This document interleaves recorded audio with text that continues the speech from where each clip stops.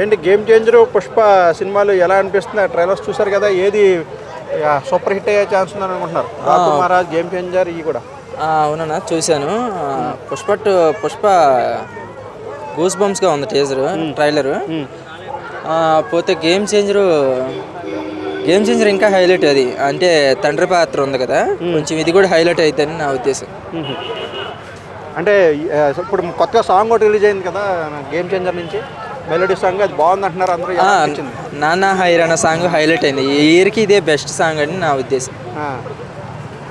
అంటే ఈ మెలోడీ పాత చిరంజీవి గారి సినిమా సాంగ్ ఏదో గుర్తొచ్చిందంటే ఈ సాంగ్. అవునన్నా, ఇది పోస్టర్ చూడగానే శ్రీదేవి గారు గుర్తొచ్చారు నాకు. శ్రీదేవి గారు గుర్తొచ్చారా? అవునా?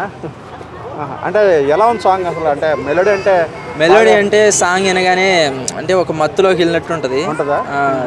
అంటే నెక్స్ట్ లెవెల్కి తీసుకెళ్ళిందా సినిమాని, ఎక్స్పెక్టేషన్ని? అవునండి, నెక్స్ట్ లెవెల్కి.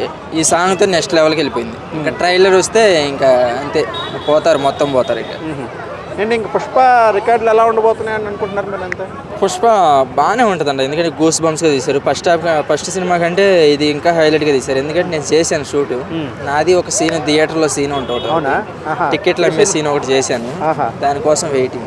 అవును, జాతర సీన్ గురించి బాగా మాట్లాడుకుంటున్నారు. ఏంటి చాలా బాగా హైలైట్ అయింది. జాతర సీన్కి నేను పోలేదు, కానీ క్లైమాక్స్ సీన్ హైలైట్గా ఉంటుంది అన్న. క్లైమాక్స్ సీన్ అయితే గూస్ బంప్స్. అసలు ఆ ఫైట్ అయితే 15 days చేశారు షూటింగ్. అది మాత్రం హైలైట్ అయిపోయింది. అంటే ఇంకా సాంగ్ ఒకటి సీరియల్ సాంగ్ అంత హిట్ అవ్వలేదని అంటున్నారు. కిస్గా సాంగ్ నాకు అంతగా నచ్చలేదు అన్న. ఊ అంటే ఉలిక్కి పడతా సమంత గారి సాంగ్ అయితే హైలైట్. ఈ సాంగ్ నాకు అంతగా ఎక్కలేదు. అంటే దేవిశ్రీ ప్రసాద్ ఏదో ఎవరెవరో కలిసి మ్యూజిక్ని కంపోజ్ చేసి ఉంటారు, అందుకే ఎక్కడో తేడా కొట్టింది. అవును, దేవిశ్రీ ప్రసాద్ స్టేజ్ మీద సీరియస్ అయ్యాడని దేని గురించి అంటే? అవునన్నా, అంటే ఏదో మొత్తానికి సినిమా తొందరగా ఒక వారంలో ఉండగా మన మ్యూజిక్ ఇంకా అవ్వలేదు, వేరే వాళ్ళని తీసుకొచ్చి మళ్ళీ కలిపి వాల్ సైజ్ చేయించడం అలా చేస్తున్నారు కదా. దేవికి ఏదో కోపం వచ్చి ఉంటుంది, అరిసేసి ఉంటాడు స్టేజ్ మీద. అంటే అక్కడ ఎవరిది మిస్టేక్ అయ్యి ఉంటుందండి? ప్రొడ్యూసర్లదే ఏదో మిస్టేక్ డైరెక్టర్ ఏంటది? ప్రొడ్యూసర్ గారు ఏదో అంటే తొందర పెట్టుంటారు, దానివల్ల ఫీల్ అయిపోయారు దేవి గారు. అంతే. అంటే దేవిశ్రీ ప్రసాద్కి చేయలేకపోయాడు అంటారా, ఏమని అనుకుంటున్నారు? లేదన్న, అది అంటే వీళ్ళే కొంచెం అడావిడి పెట్టుంటారు నా ఉద్దేశం. సినిమా కొంచెం స్లోగా తీసుకొని మంచిగా చేయించుకోవచ్చు కదా.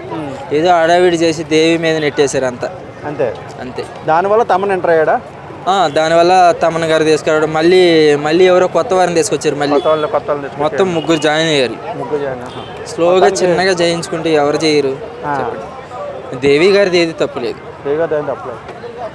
అయితే ఈ సీరియల్ సాంగ్ కొంచెం డల్ అవడం మాత్రం దేవి గారిదే కదా. కొంచెం దేవి గారిది అంటే వీళ్ళు అడావిడి పెట్టి ఏదో బ్యాక్గ్రౌండ్ మంచిగా లేదు. అంతా సాంగ్లో మాటలు ఉన్నాయి కానీ బీజిఎం లేదు.